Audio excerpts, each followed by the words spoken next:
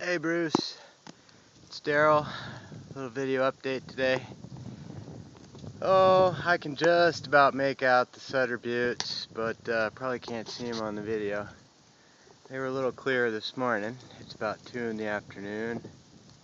Got a little wind, you're probably going to hear that. And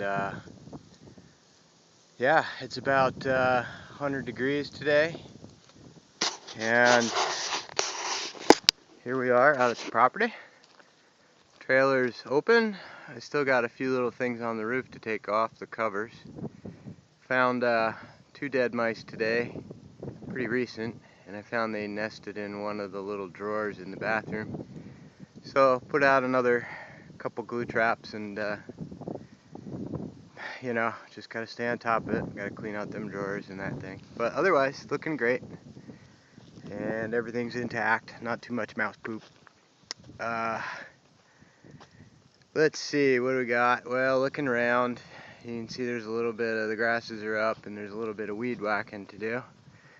I brought the Ryobi out here. I got some the plastic trimmer blades, and I've been messing around with it. I just have trouble keeping it running. The carburetor adjustment switch isn't working so well, so that's still a work in progress. I don't know, maybe sitting dry for a couple of years means that the some things dried out, fuel lines, whatnot, might need a full-on makeover at the shop. But anyway, I'll see if I can get it running.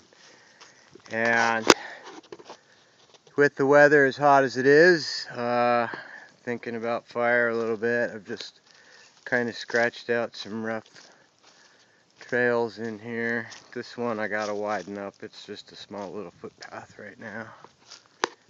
But yep, spent some time clearing out around in here, getting it down to the mineral soil. Kind of went under here, back around the canoes, cleaned out underneath a little bit. There's still a lot of leaves and everything in the piles, but if we have a little fuel break, might help. Toolbox, I guess everything's looking alright. You can see the Ryobi there. No wood rats have moved back in yet, so that's good. And let's see, the water. I now have 5 sets of timer switches on the box, and I have 1 gallon per hour limiters on all the fruit trees and the stuff we have in the garden, which I'll show you in a little bit. So we are accumulating a little bit of water there. You can see we got 5 sets on there now. Looks like I have space for 2 more if we need it. But I don't know, I was guesstimating that we're accumulating about, at least with what I'm running, there's a surplus of about 50 gallons every 3 days. I just put in a few more plants today, so that'll eat away at it.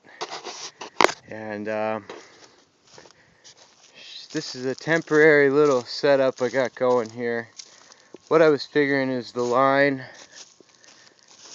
going down to the watering tank. We're not using it at all. The cow isn't, or the bull isn't out here this year, so it's not getting used. And so I figure every time I'm charging the line, this thing is filling up. So I unhooked it today, and because I couldn't find any fixtures, what I did was I borrowed the hose bib that you set up down below, and I've got that temporarily plugged up. Once I get the right parts, I'll put it all back the way it was, but that seems to be a temp solution so that we can keep more water in this line for the hose. And yeah, let's see, going this way, scratched out a little more line here, and I've got the hose right now running over to the garden because you know, after I put things in, it's nice to just water them right away here with the hose. Fruit trees are looking good. The figs are still on that tree. They're just starting to ripen now. Looks like maybe a few more weeks at least. And let's see. Oh, boy, that squash. We got a squash here. It's looking a little limp right now, but we're at that time of the day. But she's really come along here in the last couple weeks. These plants have mostly been in the ground for a couple weeks. So I got an oregano here and some peppers. Katie got about 4 different varieties there. So should be good, sweets and hots. And pop open the fence.